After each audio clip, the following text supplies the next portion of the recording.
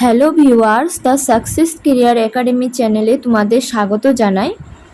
আজকে আমরা primary TET 1 সিলেবাসের CDP topic impact of heredity and environment on development, nature, nurture, controversy নিয়ে আলোচনা করব। প্রথমেই দেখতে পাচ্ছ এখানে আছে হেরিডিটি। হেরিডিটি বা বংশগতি কি? হেরিডিটি বা বংশগতি হলো জন্মসূত্রে শিশু তার পিতামাতা এবং পূর্বপুরুষ থেকে যে গুণগুলা নিয়ে আসে তাকে বলা হয় হেরিডিটি বা বংশগতি। মেন্ডেলকে বংশগতির জনক বলা হয়। এখানে বলঙ্গতি উঠেছে, এটা বলঙ্গতি হবে না, এটা বংশগতি হবে, এটা হবে বংশগতি। মেন্ডেলকে বলা হয় বংশগতির জনক। এই হেরিডিটি শব্দটি ল্যাটিন ওয়ার্ড হেরিডিটাস থেকে এসেছে। নেক্সট, হেরিডিটি বা বংশগতি তিন ধরনের। প্রথমত ফিজিক্যাল হেরিডিটি বা দৈহিক বংশগতি হলো দৈহিক আকৃতি, গঠন, চুলের রং, চোখের মণির রং, এগুলো সব দৈহিক বংশগতির অন্তর্ভুক্ত। 2 নম্বরে আছে মেন্টাল হেরিডিটি বা মানসিক বংশগতি।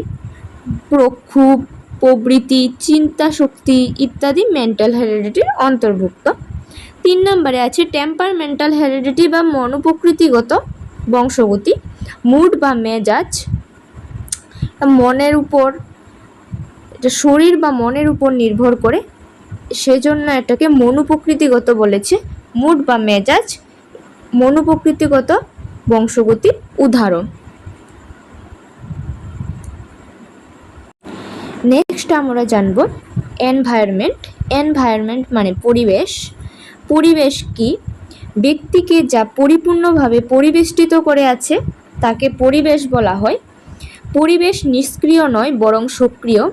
শিশুর বিকাশে সামাজিক, সাংস্কৃতিক এবং পারিবারিক পরিবর্তন দ্বারা প্রভাবিত হয়। মানে যে জিনিসটা সক্রিয় ভূমিকা পালন করে কোনো শিশুকে কোনো জিনিস দ্বারা উদ্দীপিত করে, যেমন সাংস্কৃতিক, সামাজিক এসব জিনিস দ্বারা শিশুকে উত্তেজিত বা উদ্দীপিত করে, সেগুলো পরিবেশের অন্তর্গত। শিশুর বিকাশে পরিবেশ গুরুত্বপূর্ণ ভূমিকা পালন করে। শিশুর বিকাশে পরিবেশ এবং বংশগতি দুটোই গুরুত্বপূর্ণ ভূমিকা পালন করে। নেক্সট, ল অফ হেরিডিটি, বংশগতির নীতি। বংশগতির কিছু নীতি আছে। প্রথমত আছে লাইক বিট গ্রেটস লাইক, মানে হলো সাদৃশ্যের নীতি। যেমন সমজাতীয় প্রাণীরই জন্ম দেয়। যেমন মানুষের শিশু মানুষ হয়, কুকুরের শিশু কুকুর হয়। মানুষ তো আর কুকুর জন্ম দিতে পারবে না, সেজন্য এই নীতির উপর, মানে সাদৃশ্যের নীতির উপর এটা ভিত্তি করে। বংশগতির প্রথম নীতি হলো সাদৃশ্যের নীতি, মানে মানুষের শিশু মানুষ হয় এবং কুকুরের শিশু কুকুর হবে, এটা সাদৃশ্যের নীতির উপর ভিত্তি করে। 2 নম্বরে আছে ভ্যারাইটি অফ ইনহেরিডিটি, মানে বৈচিত্র্যের নীতি।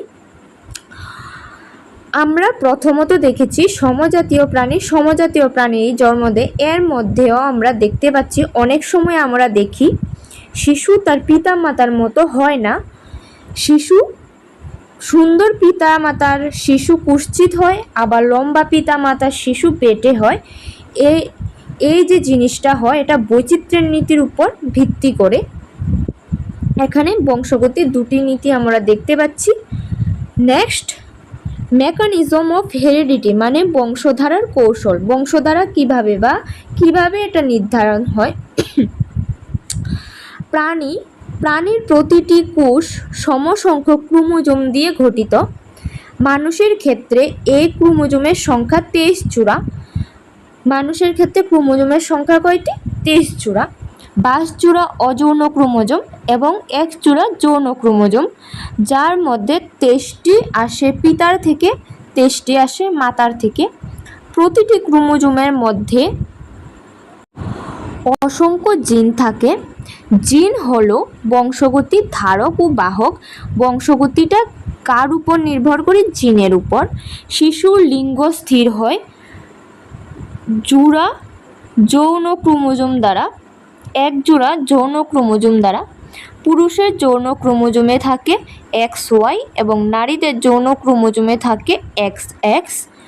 পুরুষের X ক্রোমোজোম নারীর X ক্রোমোজোমের সঙ্গে মিলিত হয়ে যে শিশুটি রূপ নেয় সেটি হলো কন্যা সন্তান, আর পুরুষের Y ক্রোমোজোম নারীর X ক্রোমোজোমের সাথে মিলিত হয়ে শিশু হবে পুত্র সন্তান। এ হলো মেকানিজম অফ হেরিডিটি, মানে বংশগতি কিভাবে নির্ধারণ করে জিন দ্বারা দেখে নেবে। নেক্সট আমরা দেখব influence of heredity and environment.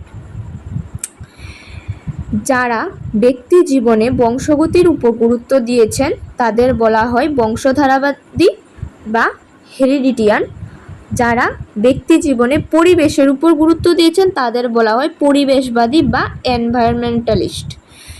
যেমন অনেক মনোবিদরা মনে করে শিশুর বিকাশ বংশগতির উপর নির্ভরশীল, আবার অনেকে মনে করে শিশুর বিকাশ পরিবেশের উপর নির্ভরশীল। তা নিয়ে যুক্তি প্রশ্ন করা অবান্তর।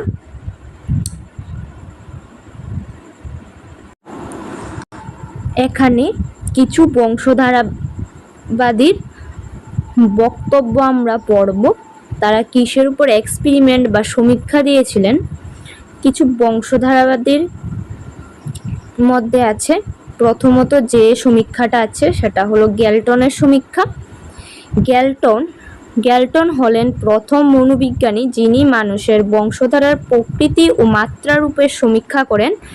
তিনি ইংল্যান্ডের প্রতিভাবান এবং খ্যাতিমান ব্যক্তিদের উপর সমীক্ষা করে দেখলেন যে খ্যাতিমান ব্যক্তিদের পরিবারের মধ্যে অত্যন্ত একজন খ্যাতিমান মানুষ আছেন। তিনি আরও দেখলেন খ্যাতিমান ব্যক্তিদের মান হ্রাসের সঙ্গে সঙ্গে খ্যাতিমান ব্যক্তিদের সংখ্যাও হ্রাস পেয়েছে। তিনি ইংল্যান্ডে 997 জন খ্যাতিমান ব্যক্তির সন্ধান পেয়েছিলেন, যাদের পরিবারের মধ্যে 332 জন হলেন প্রতিষ্ঠিত ব্যক্তি।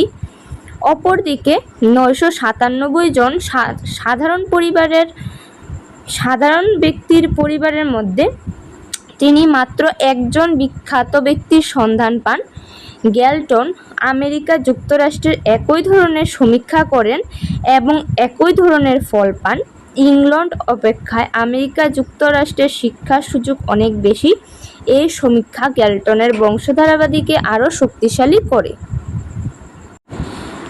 নেক্সট যে সমীক্ষাটা পড়ব সেটা হলো ম্যাকপারসনের সমীক্ষা। ম্যাকপারসন কি সমীক্ষা দিয়েছেন? ম্যাকপারসন সমীক্ষায় বলেছেন, ম্যাকপারসন হোমিনি পরিবারের উপর সমীক্ষা করেন। তিনি এই পরিবারের জননী ছিলেন মানসিক প্রতিবন্ধী এবং পিতা ছিলেন স্বল্প বুদ্ধিসম্পন্ন দৈহিক প্রতিবন্ধী। এদের 7টি সন্তানের মধ্যে 5টি সন্তানই মানসিক প্রতিবন্ধী এবং সবকটি অপরাধ প্রবণ।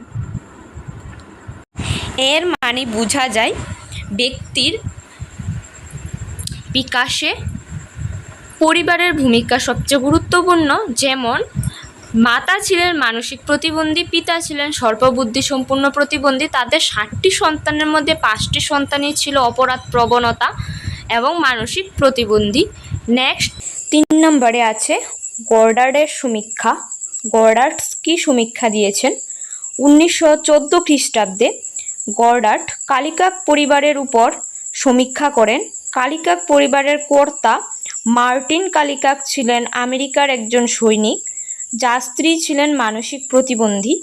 এই দম্পতি থেকে আগত কালিকাক পরিবারের ইতিহাস সমীক্ষা করে দেখা গেছে মোট 480 জন ব্যক্তির মধ্যে 143 জন মানসিক প্রতিবন্ধী, 291 জন গড়ের কাছাকাছি এবং 46 জন স্বাভাবিক বুদ্ধি সম্পন্ন। পরবর্তীকালে মার্টিন একজন বুদ্ধিমান নারীকে বিবাহ করেন। এই নারী থেকে আগত পরিবারে 996 জন সদস্যের মধ্যে মাত্র 2 জন ব্যতীত সকলেই স্বাভাবিক বা উন্নত বুদ্ধিসম্পন্ন ছিলেন। অনেকেই শিক্ষক, আইনজীবী, প্রশাসন, ব্যবসায়ী ইত্যাদি ছিলেন। এই সমীক্ষা থেকে সিদ্ধান্ত করা যায় যে খ্যাতি ও বুদ্ধি এক প্রজন্ম থেকে অন্য প্রজন্মে সঞ্চালিত হয়। 4 নম্বরে আছে ডাগডেলের পরীক্ষা। ডাগডেল জিওট নামে এক কয়েদির 5 পুরুষের কুলপুঞ্জি পরীক্ষা করে দেখেন যে তার বংশের বেশিরভাগ মানুষ জেলখানার কয়েদি, খুনি বা চোর। 5 নম্বরে আছে টারম্যানের সমীক্ষা। টারম্যান 1000 ছেলে মেয়ের উপর বুদ্ধির পরিমাপ করে তাদের পিতামাতার বুদ্ধির সঙ্গে সন্তানদের বুদ্ধির পরিমাপের তুলনা করে সিদ্ধান্ত করেন যে পিতামাতার বুদ্ধির সঙ্গে তাদের সন্তান সন্ততির বুদ্ধির ঘনিষ্ঠ সম্পর্ক আছে। বংশধারার জন্যই এটা সম্ভব বলে তিনি মনে করেন। 6 নম্বরে আছে যমজদের উপর পরীক্ষা। পূর্বেই উল্লেখ করা হয়েছে যে ব্যক্তির উপর বংশধারা ও পরিবেশের প্রভাব জানতে যমজদের উপর পরীক্ষা বিশেষ তাৎপর্যপূর্ণ। নিচে যমজদের উপর কয়েকটি সমীক্ষা দেওয়া হলো। ক নম্বরে আছে 1937 খ্রিস্টাব্দে নিউম্যান, ফ্রেড এবং এডুইন নামে 2টি সমকুশী যমজ সন্তানের সন্ধান পেয়েছিলেন। এরা অল্প বয়সে 2টি পৃথক পরিবারে বড় হয়। এদের বয়স যখন 26 বছর তখন নিউম্যান এদের খোঁজ পান। এদের মধ্যে তিনি অদ্ভুত সাদৃশ্য দেখতে পান। আকৃতি, গায়ের রং, চোখের চুলের রং, ওজন, উচ্চতা, বুদ্ধি, মেজাজ ইত্যাদির দিক থেকে তিনি দুজনের মধ্যে খুবই সাদৃশ্য লক্ষ্য করেন। পরিবেশের পার্থক্য সত্ত্বেও এই মিল বংশধারার প্রভাবকে সমর্থন করে। বি নম্বরে আছে ফেইনগোল্ডের সমীক্ষা। সমকুশী যমজদের উপর সমীক্ষা করেন যারা সম এবং ভিন্ন পরিবেশে শিক্ষা পেয়েছেন। সমীক্ষার ফল থেকে তিনি এই সিদ্ধান্তে উপনীত হন যে উন্নত শিক্ষা পরিবেশ, বুদ্ধি এবং শব্দভাণ্ডার অভিজ্ঞায় ইতিবাচক প্রভাব ফেলে। সমকুশী এবং ভিন্নকুশী যমজদের উপর সমীক্ষা করে দেখা গেছে যে পরিবেশের পার্থক্য সমকুশী যমজ অপেক্ষা ভিন্নকুশী যমজদের উপর অধিক প্রভাব বিস্তার করে। ভিন্ন পরিবেশে লালিত পালিত হয়েছে এমন সমকুশী যমজদের বুদ্ধির মধ্যে সহ সম্পর্কের মান 0.77, যেখানে ভিন্নকুশী যমজ যারা পৃথক পরিবেশে মানুষ হয়েছে তাদের মধ্যে বুদ্ধির স্ব সম্পর্কের মান 0.62। এর ফল বুদ্ধির উপর বংশধারার প্রভাবকে ব্যস্ত করে। নেক্সট, পরিবেশবাদীদের সমীক্ষা। Experimental by environmentalist. পরিবেশবাদীগণ ব্যক্তির বিকাশের ক্ষেত্রে পরিবেশকে প্রাধান্য বলে মনে করেন। তাদের মধ্যে বংশধারার কোনো মূল্য নেই। তারাও বংশধারাবাদীদের মতো তাদের বক্তব্যের সমর্থনে একাধিক পরীক্ষার কথা বলেন। এখানে 1 নম্বরে আছে ওয়াটসনের মত। ওয়াটসন বলেন, আমাকে 1 ডজন স্বাস্থ্যবান শিশু দাও এবং আমার ইচ্ছামতো তাদের গড়ে তোলার সুযোগ দাও। আমি নিশ্চিত করে বলতে পারি তাদের মধ্যে যে কোনো একজনকে নিয়ে আমি আমার ইচ্ছে মতো যে কোনো শ্রেণীর মানুষ গড়ে তুলব। এই বক্তব্যের মধ্যে তিনি চূড়ান্ত পরিবেশবাদীর পরিচয় দিয়েছেন। 2 নম্বরে আছে ইস্টারব্রুকের পরীক্ষা। ইস্টারব্রুক বলেছেন, ইস্টারব্রুক ডাগডেলের জিওক পরিবারের উপর পরবর্তী সময়ে আরও কিছু সমীক্ষা করেন। সমীক্ষা থেকে তিনি সিদ্ধান্ত করেন পরিবেশের উন্নতির সঙ্গে সঙ্গে জিওক পরিবারের সদস্যদের ব্যক্তিত্বের ইতিবাচক পরিবর্তন হয়েছিল। এই প্রসঙ্গে ডাগডেলের সমীক্ষার সমালোচনা করে তিনি বলেন যে ডাগডেল তার অসম্পূর্ণ সমীক্ষার উপর ভিত্তি করেই বংশধারার প্রভাব ব্যক্ত করেছিলেন। জিওক পরিবারের পরবর্তী বংশধরদের যখন সামাজিক পরিবেশ উন্নত হয়েছিল তখন তাদের মধ্যে অনেকেই মানসিক উন্নতি দেখা গিয়েছে। নেক্সট, ক্যাটেলের পরীক্ষা। গ্যালটনের মতো ক্যাটেল আমেরিকান কয়েকজন বৈজ্ঞানিকদের কুলপুঞ্জি বিচার করেন। তা থেকে তিনি এই সিদ্ধান্তে উপনীত হন যে মানুষের বুদ্ধির বিকাশ আর্থিক সঙ্গতি, সুযোগ সুবিধা, সামাজিক পরিবেশ ইত্যাদির উপর নির্ভর করে। ক্যাটেলের এই পরীক্ষা গ্যালটনের বংশধারাবাদের বিরোধিতা করেন। 4 নম্বরে আছে বারবারা বাক্সের পরীক্ষা। বারবারা বাক্স 1928 খ্রিস্টাব্দে 204 জন পালিত শিশুদের উপর পরীক্ষা করেন। তিনি এই শিশুদের বুদ্ধির পরিমাপ করেন। একই সঙ্গে তিনি ওই শিশুদের প্রকৃত পিতামাতা ও পালক পিতামাতাদেরও বুদ্ধির পরিমাপ করেন। তিনি 3 দলের বুদ্ধাঙ্কের তুলনা করে তিনি দেখেন যে পালক পিতামাতার প্রভাবে শিশুর বুদ্ধাঙ্কের পরিবর্তন 9 থেকে 20 পয়েন্ট পর্যন্ত হয়ে থাকে। 5 নম্বরে আছে মেদিনীপুরে নেকড়ে শিশুর উপর পরীক্ষা। মেদিনীপুরে একজন মিশনারি 2টি শিশুর সন্ধান পান যারা নেকড়ে দ্বারা পালিত লালিত হয়েছে। শিশু 2টি হাত এবং 2 পা দ্বারা চলত, কাঁচা মাংস খেত এবং নেকড়ের মতো শব্দ করত। তাদেরকে জঙ্গল থেকে নিয়ে এসে হাসপাতালে স্থানান্তরিত করা হয়। একটি শিশু মারা যান এবং অপরটি খুব সহজ জিনিসও শিখতে পারেনি। এই নেকড়ে মানব শিশু পরিবেশবাদীদের মতকেই সমর্থন করে। এই অর্থ হলো শুধু বংশধারা সূত্রে প্রাপ্ত সহজাত গুণগুলি বংশধারায় সঞ্চালিত হয় না, অর্জিত গুণাবলীগুলো বংশধারাক্রমে সঞ্চালিত হয়।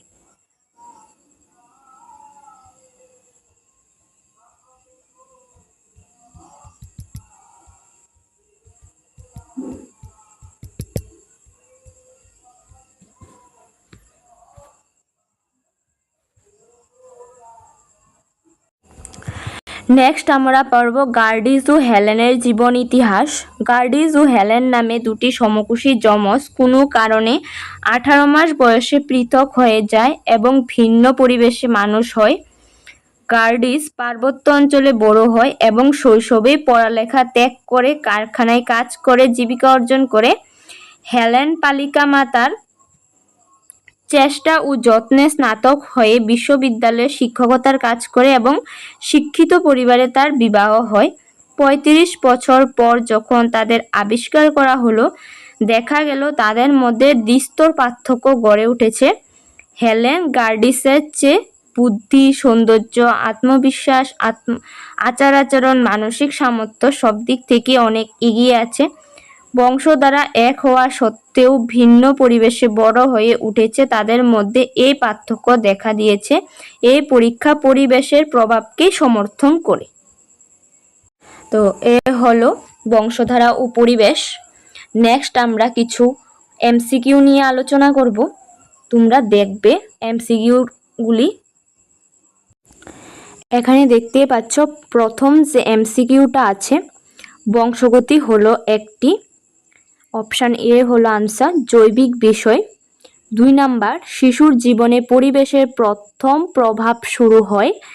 এ নাম্বার অপশান, মাতৃগর্ভে আভ্যন্তরীণ পরিবেশের প্রভাবে। 3 নাম্বার, নিচে কে বলেছে বংশগতির বাহক হলো পিতামাতার বীজকোষ? Option D, Weissman. 4 নাম্বারে আছে বংশগতির ক্ষেত্রে নিচের কে বীজপঙ্খ থিওরি অফ বায়োমেট্রিকের ধারণা কে দিয়েছেন? অপশান বি হবে আনসার, গ্যালটন। 5 নাম্বার, নিচের কে হোমিনি পরিবারের উপর সমীক্ষা দিয়েছে? আমরা আগে পড়েছিলাম সমীক্ষাগুলোর মধ্যে অপশান এ ম্যাকপারসন। নিচের কে সর্বপ্রথম মানুষের বংশধারার উপর গবেষণা কার্য পরিচালনা করেন? আমরা পড়েছি গ্যালটন। সি নাম্বার অপশান হবে গ্যালটন। নিচে কার মতে সংবৃত্তি বা মোটেশন হলো বংশগতির কারণ? এটা অপশান হবে ডারউইন। অপশান ডি, নিচের কে 1914 খ্রিস্টাব্দে কালিকাক পরিবারের উপর সমীক্ষা করেন? অপশান বি, গর্ডাট। নিচে কে বলেছেন বংশধারা ও পরিবেশের সম্পর্ক হলো গুণফলের সমষ্টির নয়? অপশান ডি, মার্কুইস এবং উডওয়ার্থ। কোশ্চেন নাম্বার 10, নিচের কে বংশগতির ক্ষেত্রে বয়স্ক সমকুশী যমজদের উপর পরীক্ষা করেন? অপশান সি হবে ফেডম্যান। 11 নাম্বার, নিচের কে বংশগতি ধারার বিরোধিতার ক্ষেত্রে আমেরিকার কিছু বিজ্ঞানী কুলপঞ্জিদের নিয়ে পরীক্ষা করেন? Option D, cattle. 12 number question, নিচের কে মটর দানা নিয়ে পরীক্ষা করেছেন? এটা হবে অপশান সি, মেন্ডেল। নিচের কে প্রিন্সিপাল অফ সার্গেশন এর নীতির উপর কথা বলেছেন? অপশান হবে সি, মেন্ডেল।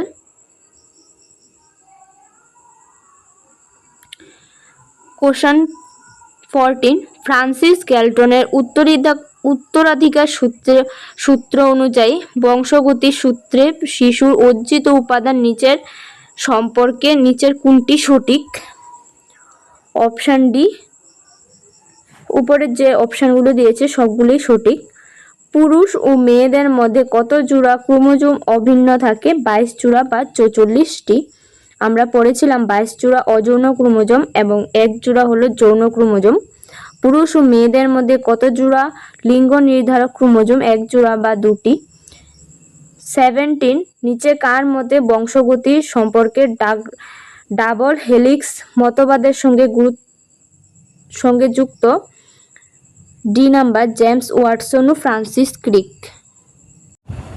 তো নেক্সট আরও কিছু এমসিকিউ নিচে দেওয়া হলো, এগুলো তোমরা খাতায় নোট করে রাখবে। মোবাইলে থেকে গেলে পরীক্ষার সময় পড়তে মনে থাকবে না, সবগুলো খাতাতে নোট করে নেবে।